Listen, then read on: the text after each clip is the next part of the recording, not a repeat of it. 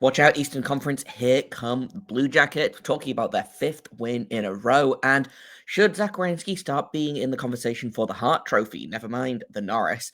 We're going to talk about all of that on today's Locked On Blue Jackets.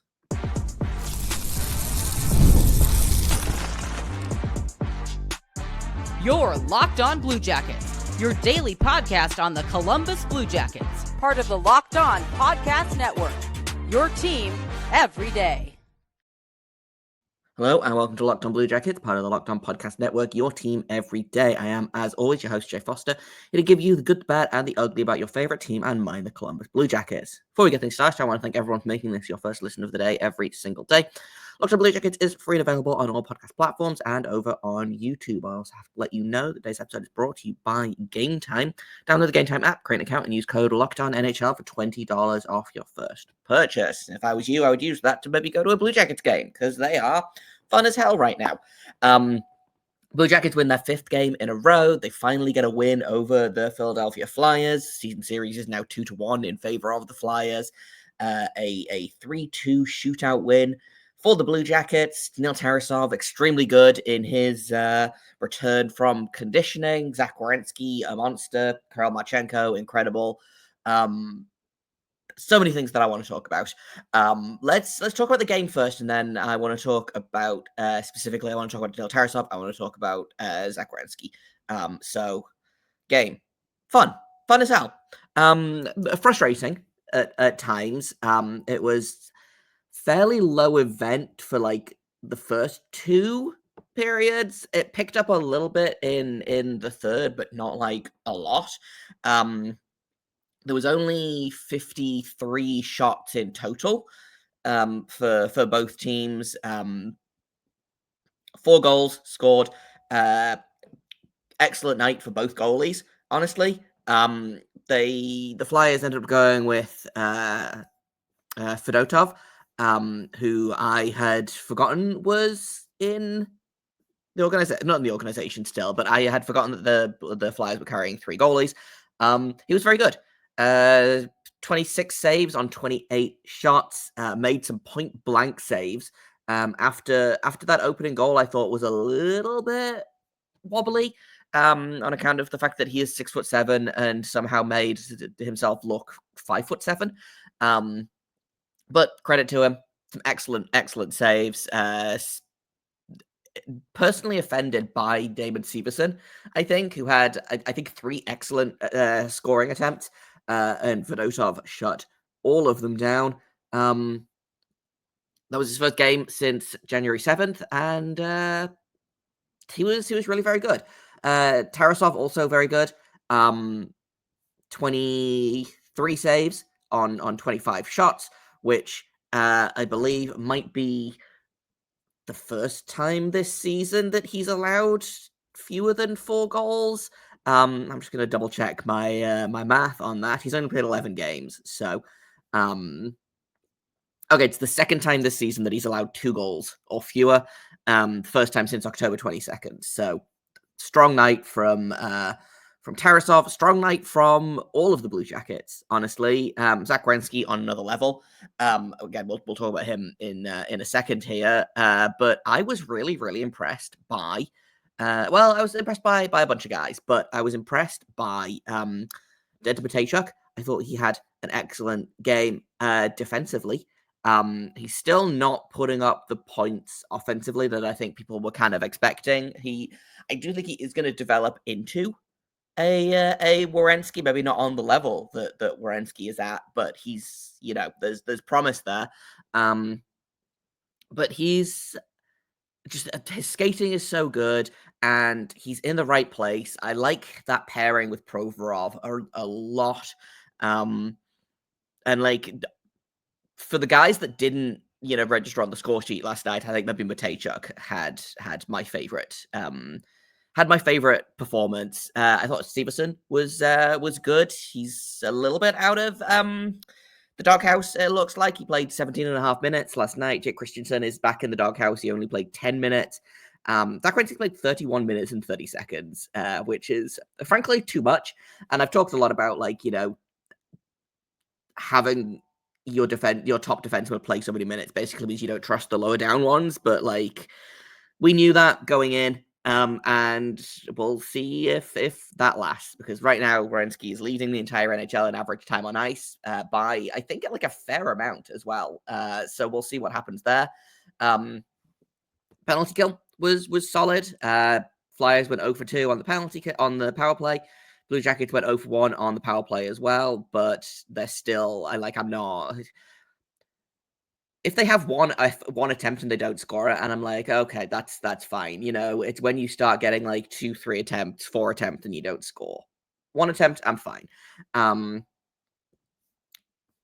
Who else did I like? Adam Fantilli, a monster.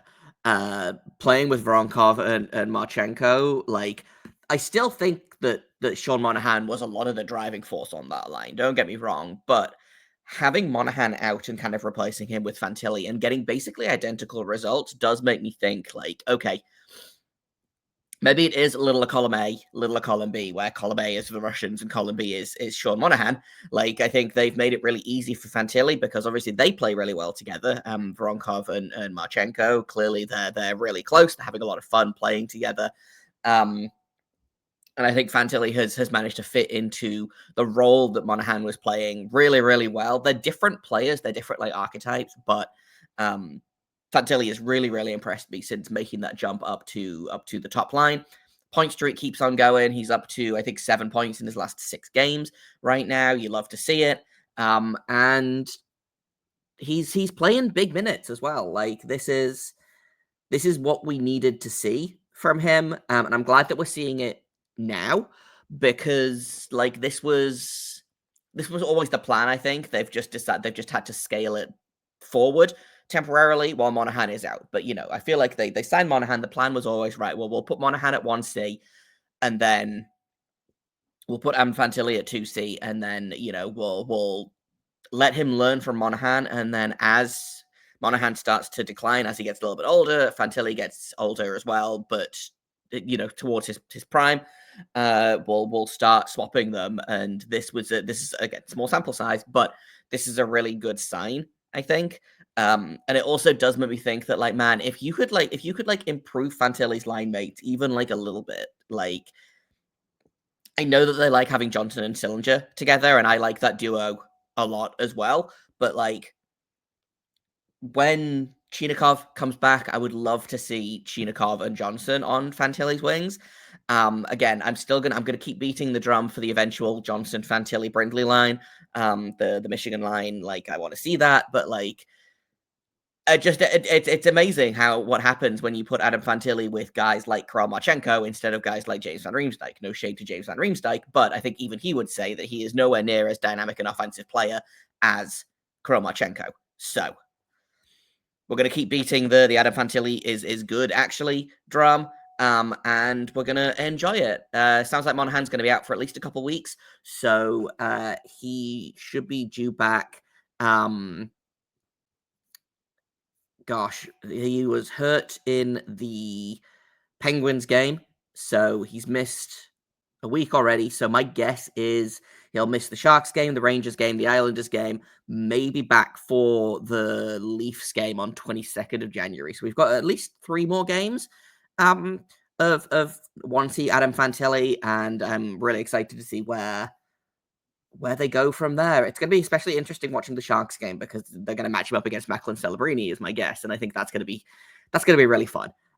But overall, like I said, I like this game a lot. It was lower event than I typically like. I would have liked more shots on goal from the Blue Jackets. I think they let the Flyers have their own way too much, kind of in the Blue Jackets defensive zone. I think I tweeted that a couple of times. Like, what if we let them into the offensive zone like slightly less? Have we considered this? But good team win. Kromachenko stealing souls with his fire poker move. Ken Johnson with an incredible shootout move as well. I think he's 3 for 3 on the season so far. Just absolute money in the shootout. The Blue Jackets are 4-0 in shootouts this season, which is wild to me, considering it's, you know, basically a coin flip. Do I wish that they would go to shootouts slightly less often? Sure, but I'm going to enjoy, again, house money. As long as they keep winning the shootouts, I'm going to keep enjoying them, But let's take a quick break, and then when we get back, I want to talk about Zach Werenski, because I kept almost talking about him, but I would like to talk about him kind of in a little bit more depth and detail. So we're going to do that in just a second here on Locked On Blue Jackets.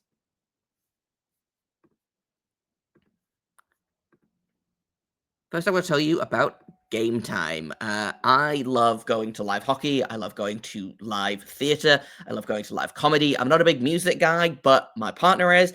And so we get a lot of tickets on Game Time because it's super easy to use.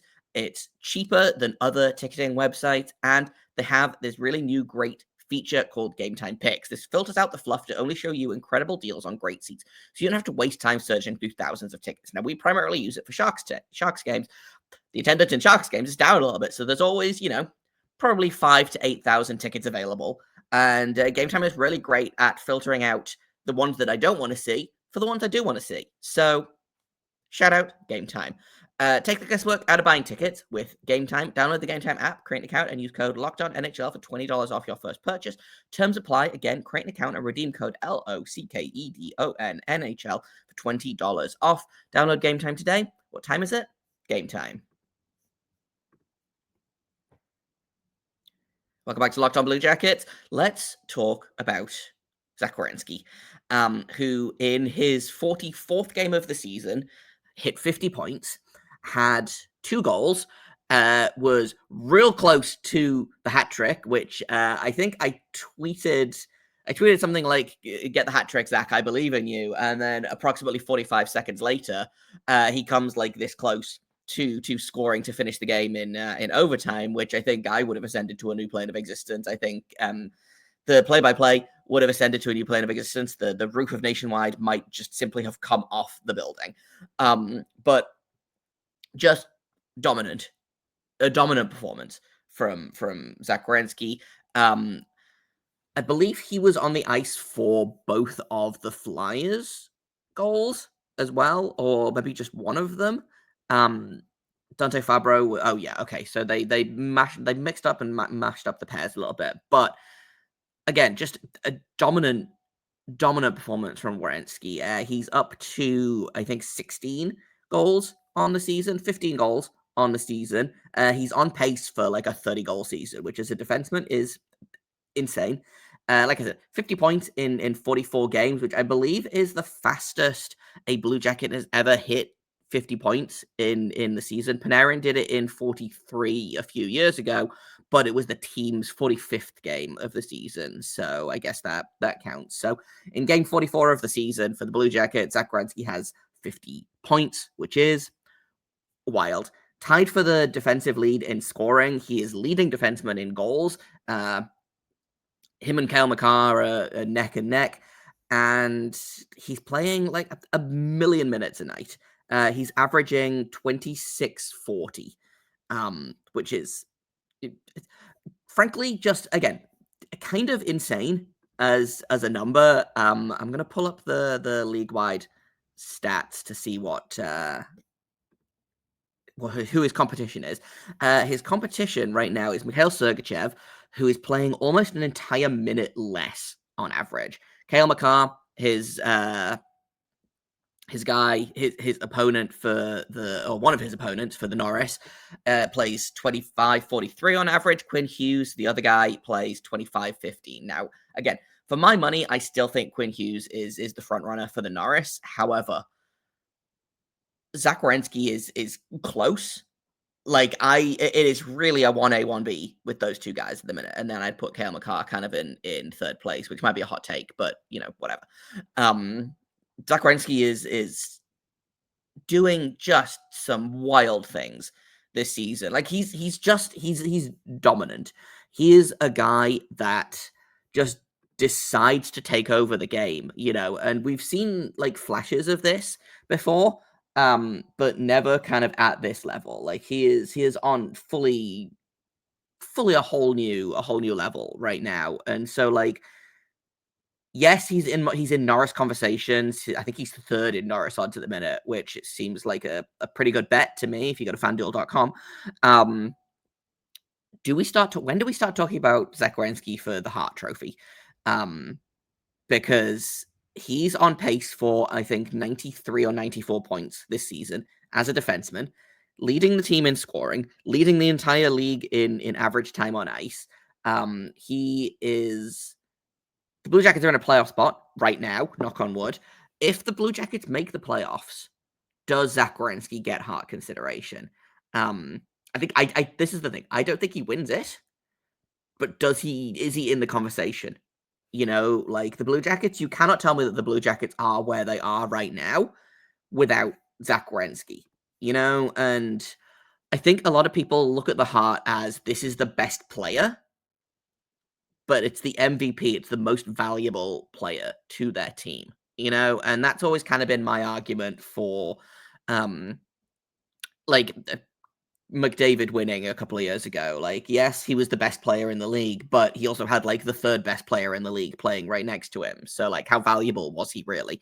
I don't really think that. Please don't come for me, Oilers fans. But like, my point here is like, look at what Makar is doing playing with Nate McKinnon, and then look what Zach Werenski is doing playing with the Blue Jackets. They don't have a Nate McKinnon yet. I think Adam Fantilli has the potential to get there.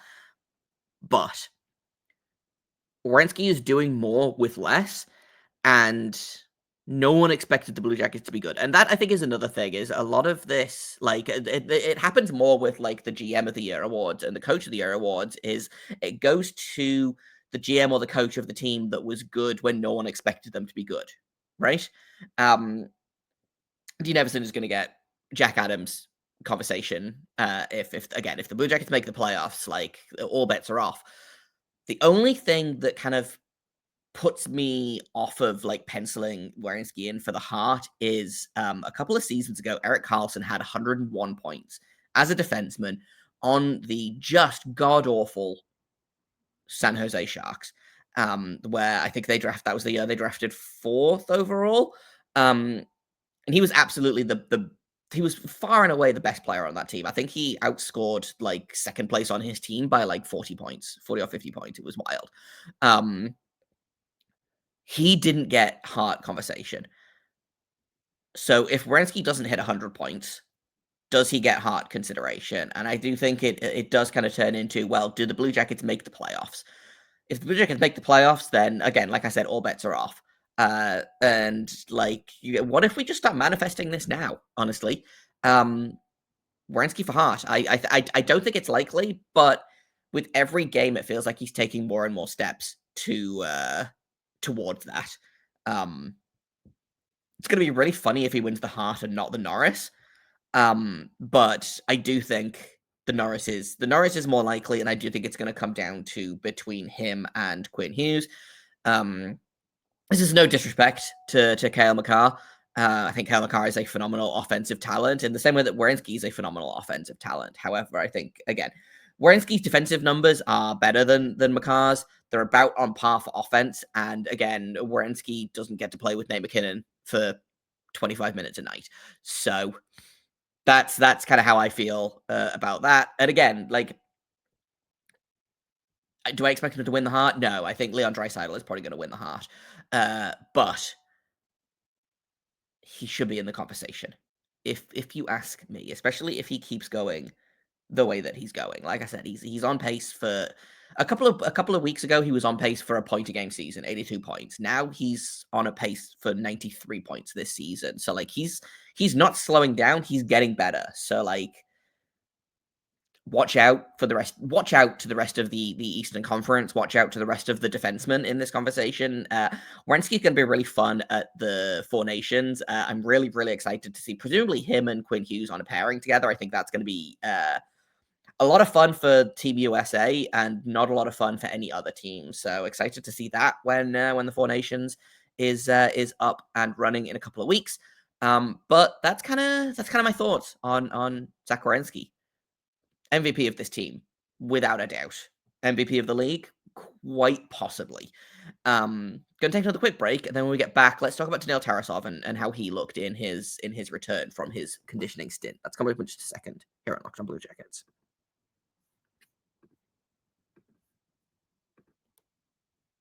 First, I've got to tell you about Indeed. Did you just realize that your business needed to hire someone yesterday? How can you find amazing candidates fast? Easy. Just use Indeed. When it comes to hiring, Indeed is all you need. Stop struggling to get your job post seen on other sites because Indeed's sponsored jobs puts your post at the top of the page and helps you reach the right candidates faster. I do not own a business, but I have been unlucky enough to be job hunting, and Indeed comes in so handy. It's the only job hunting site that I use personally when I am looking for work, and so I can only imagine it's the best one to use when you are hiring as well. And I applied for a bunch of the sponsored jobs as opposed to the non-sponsored jobs, just because they're right there. Now you can speed up your hiring process with a $75 sponsored job credit. Just go to Indeed.com/lockedon right now. Support our show by saying you heard about Indeed on this podcast. Terms and conditions apply. Hiring, Indeed is all you need.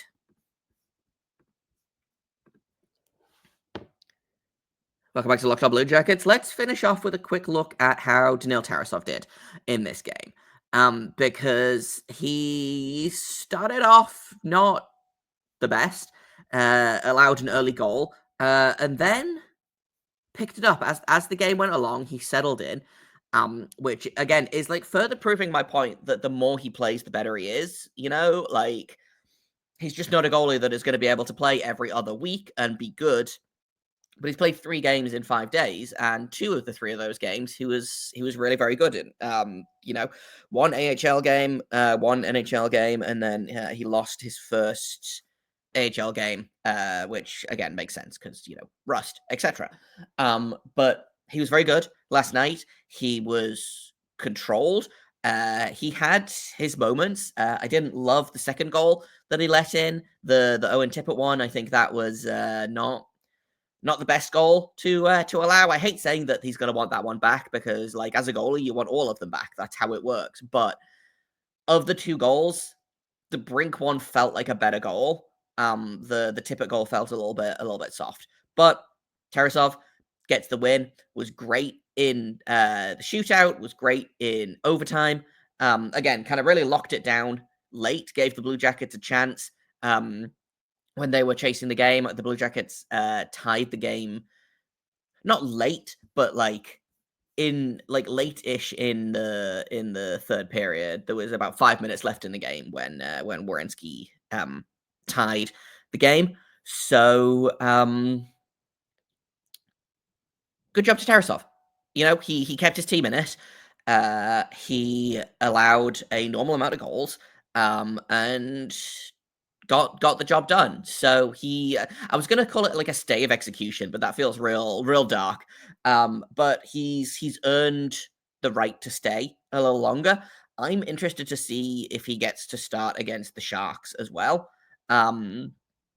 That'll be interesting. I don't think his performance wasn't good enough to immediately be like, right, well, he's going to get starts until he starts failing. I think it's still in their best interest to try and run him and Elvis as a tandem. But there was a very real possibility that if the Blue Jackets A, lost the game last night, or B, Tarasov just wasn't good enough, we're talking about 4 goals on 20 shots bad, then there was a real possibility today of him just going on waivers. Like the Penguins put Tristan Jarry on waivers earlier today. He is making a lot more money than Tarasov for a lot longer. So different situations, but Tarasov gets to stay in the NHL for a little while longer. If they can get more performances like that out of Tarasov, then it's only good news, because the Blue Jackets are in top 3, top 4, top 5 in the league in all offensive metrics. Defense, they are much improved. Goaltending, they are near the bottom. So if you can again get that goaltending up to what I've been saying all season, if you can get your goaltending up to league average, watch out, because the Blue Jackets are in a playoff spot right now.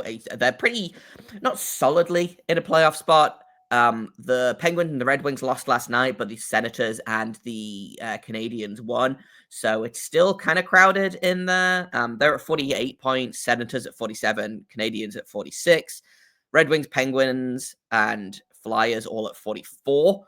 But if they can pull away from that pack and they can do that with their goaltending, that's obviously great news. So we'll see. Again, small sample size. I'm not going to sit here and say that like Tarasov is fixed and he's the savior of this team and they should play him for every game for the rest of the season, but promising start from Tarasov. Let's see if he can keep it up. Let's see what happens with tomorrow's game against the Sharks. Because I believe Elvis played the first game against the Sharks, and was very good. The Blue Jackets couldn't solve the Vitek Vanacek, the Sharks goalie. He made like an insane number of saves, but Elvis on the other end was still quite good. I think it was like 2 goals on 30 something shots. I don't have the numbers in front of me.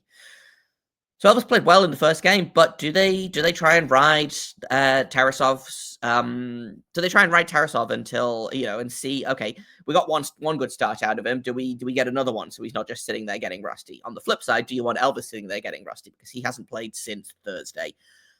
Which herein lies the issue of the goalie tandem: is one guy's got to sit for a while.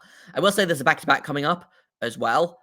So next Thursday and Friday, the Blue Jackets have back-to-back games against the Leafs and someone else, the Red Wings, maybe. So great opportunity to get both goalies involved there, but I'm going to be really interested to see who gets the start against the Sharks because, like, honestly, I might just put Tarasov back out there. I think he played well enough to get a second game. And the Sharks are the Sharks, knock on wood. We'll talk about that tomorrow, though. That's kind of all I've got for today. Tomorrow we're going to break down how the Sharks are looking right now, preview the game, who needs to come up big for the Blue Jackets, who to watch out for on the Sharks. Spoiler alert, it's Macklin Celebrini.